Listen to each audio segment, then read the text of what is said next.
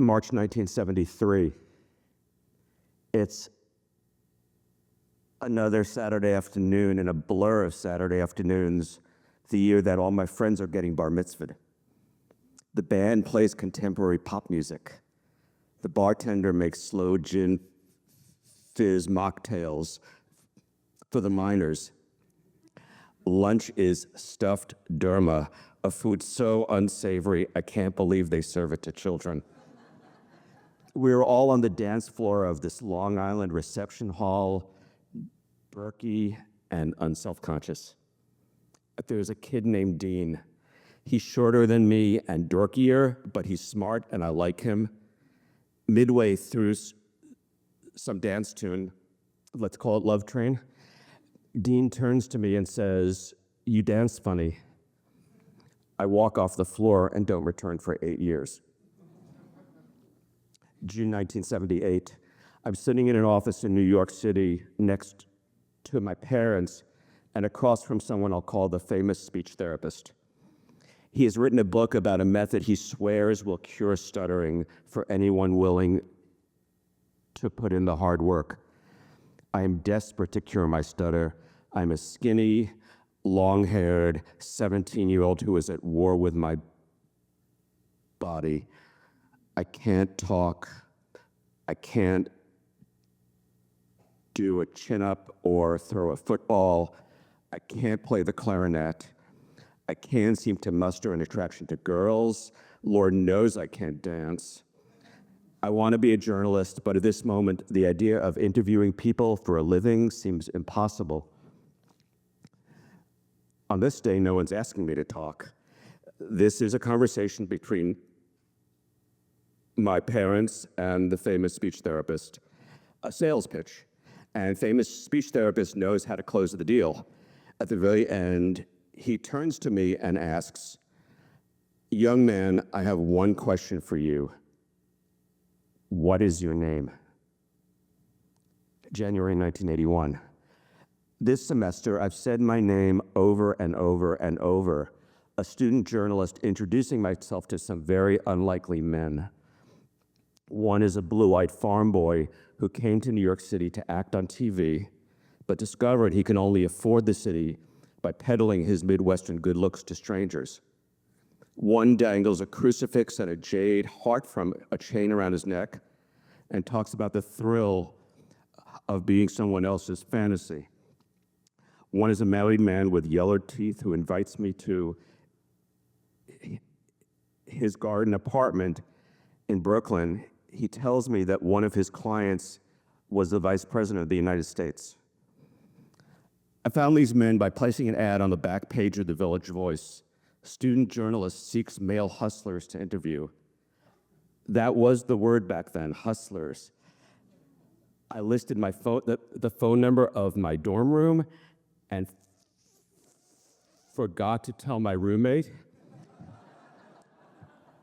who was the only one there when the phone started ringing. We will laugh about this decades from now. I don't really understand, not yet at least, how brave I am to be 20 and writing about the underground economy of New York City. I only know that I want to tell stories about people in the crosshairs of America's scorn. By now, I've changed my major to journalism, defying all the adults who have tried to discourage me. Fortunately, I have Professor H, whose enthusiasm for teaching and whose talent for storytelling offer me both encouragement and a model. On the last day of class, she hands back my article with a big, handwritten letter A in front, validation for 4 months of hard work. As I'm leaving her classroom, she stops me. "Listen," she says, "you'll never make it in journalism unless you get rid of that stutter." June 1981. I have a summer internship at Newsweek in Detroit, and I've made a bunch of new friends. We're all in Ann Arbor for a gay and lesbian pride dance. I am practically pressed against the back wall when my friend's roommate, Steve, approaches me and asks me to dance. I like Steve, and I trust him, so I say yes, approaching the dance floor for the first time since that bar mitzvah. As I do, the music changes and everybody else clears off the floor, leaving Steve and me alone. I panic for a second, but Steve is studying dance, so I just follow his lead and we go wild. We take up the entire floor, coming together and apart, laughing. The song ends. Steve smiles. "You dance great," he says. Same summer, my boyfriend is visiting me from New York, and we've got tickets to the Shakespeare Festival in Stratford, Ontario. He has asked me to stay silent as he drives across the border. This is a good idea. I've been driving a lot this summer across the Ambassador Bridge to Windsor, Ontario, and almost every time I get pulled over at Canadian Customs. I have a '76 Torino that leans at a 45-degree angle with an Impeach Reagan bumper sticker. Every time the customs agent asks me if I have guns or drugs in the car, I stutter. I take the passenger side for the road trip. In the middle seat, we've built it in my rabbit puppet, Escarole. When we reach the border, I bite my tongue, and my clean-cut boyfriend is all yes, sir, and no, sir. Then the agent points to Escarole. "What's that?" he says. I lean over the bench seat and say, "A bunny." 45 minutes later, they've torn apart the trunk of our car, and they let us go. April 1982, it's my final semester in college, and I've been spending more time in a newsroom than in any classroom. The phone rings at the newspaper office where I'm working part-time. It's another paper, this one in Louisiana, 2,500 kilometers away. They want to interview me for a full-time job after I graduate. Here is what I'm thinking as I stutter into the phone. Well, I've just blown this opportunity. Here's what my editor at the other end is thinking. Wow, he's published all this good work with a stutter? I can't let this guy go. A few weeks later, he offers me the job. January 1989, I am 28 years old and a lot has changed. I'm in a different job at a bi-weekly newspaper in North Carolina. The famous speech therapist, he's a speck in the rearview mirror. In fact, I've just quit speech therapy in frustration and will never return. We have a minor emergency in the newsroom. Someone was supposed to write a column for the back page, but they backed out at the last minute. We go to press in 3 days with an empty space where a column should be. My editor turns to me and asks, "Can you write about your stutter?" She's not the first to ask. At the past two office holiday parties, the drunk spouse of a colleague cornered me and suggested the same thing. Both times, I brushed it off. The idea just seemed too bold. But so did the idea of becoming a journalist, and now we have a hole to fill. I should tell you at this moment, there is something else going on in my life. Earlier this year, I buried my friend Scott. The AIDS epidemic is in full, terrifying swing, and soon Todd will die too. With my friends getting fatally ill in their 20s, the idea of me dwelling on my shame over the stutter feels petty and unproductive. I write the column so quickly that I don't have time to censor myself. We title it "Wrestling with My Words" and slap it in the paper. Then the mail starts to arrive. This is before email, so I'm talking real letters with envelopes and stamps from other people who stutter, who feel seen, from people with other stigmas who can relate, from people I know who just want to tell me they admire me. It feels good to be free. July 1992, I'm 32, and this will be the summer that changes everything. First, I attend an international gathering in San Francisco. hosted by a group called the National Stuttering Project. I walk into a room and there are 300 people who stutter, 300 smart, good-looking, accomplished people from around the world. We are bigger than our stutters. This is totally new for me. One night, 8 of us go out for pupusas in the Mission District, and the 4 Germans talk about what it was like to be in Berlin when the wall fell. Second, I attend a summer-long movement and storytelling workshop led by 2 members of the Liz Lerman Dance Exchange. There are no wrong movements, we're told, no wrong stories, and we all move our bodies in ways that feel strange and awkward, but that's okay. On the last day, I asked one of the teachers if we can co-lead a workshop the following summer for people who stutter, and she says yes.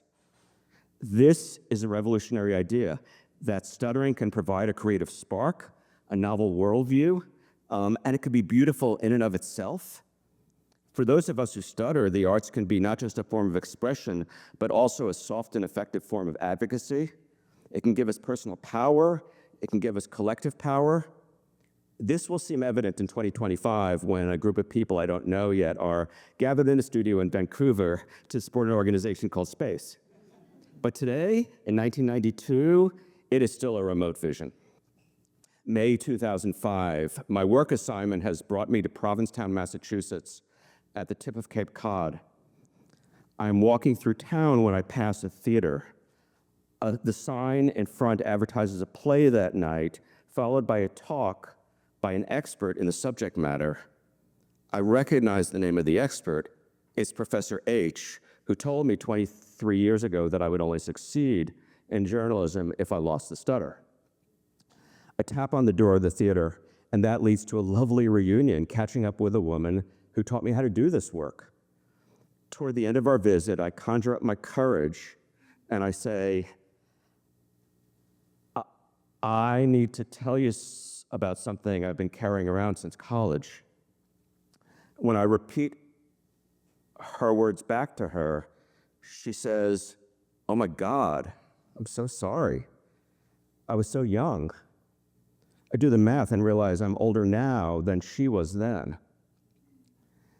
December 2025. Hilarious scenario, Luke texts me. 3 stutterers crossing the US-Canada border. I've been thinking about this already, and about all those times I got pulled over on the way to Windsor, and about Escarole, the bunny puppet, who still sits on my dresser in North Carolina. Today, I am more confident than I was 45 years ago. I've reached the point in my life where if the devil came down with a bargain, I will erase your stutter and the entire history of your stutter and also all the trauma it caused you. But in exchange, that also means that you never met Luke or Aiden or Ezra or any of you. I would say, go away. That's no bargain. That's not even worth a moment of consideration. And besides, my apprehension about crossing the border is erased by my giddiness about coming to Vancouver and doing whatever little thing I can to support Space. This is the organization I needed at 13. When Dean told me I couldn't dance, when I was 18 and famous speech therapist asked me my name, and I felt so much shame as my face contorted and my neck muscles tightened. When I was 24 and looking for my second job, and an editor withdrew an invitation to his city when he heard me talk. When I was 32 and trying to figure out how to integrate movement and storytelling at a stuttering conference. It's the organization that 1,000 young Barrys could use right now. At customs, Luke hands our 3 passports to the border agent. I keep my mouth shut and wave from the back seat. Luke answers the standard questions. No gifts, no guns, no alcohol. Have a good trip, the agent says, and motions us on our way. You never know what will happen at a border. But we all live in the borderlands all the time. The border between the wall and the dance floor, the border between the easy path and the one that seems impossible, the border between yes and no, between fluency and syncopation. At dinner in Vancouver, Luke says, I want this work to be a celebration of something that has been historically about shame and masking and hiding. That's a border too. And maybe we can all cross it together. Thank you.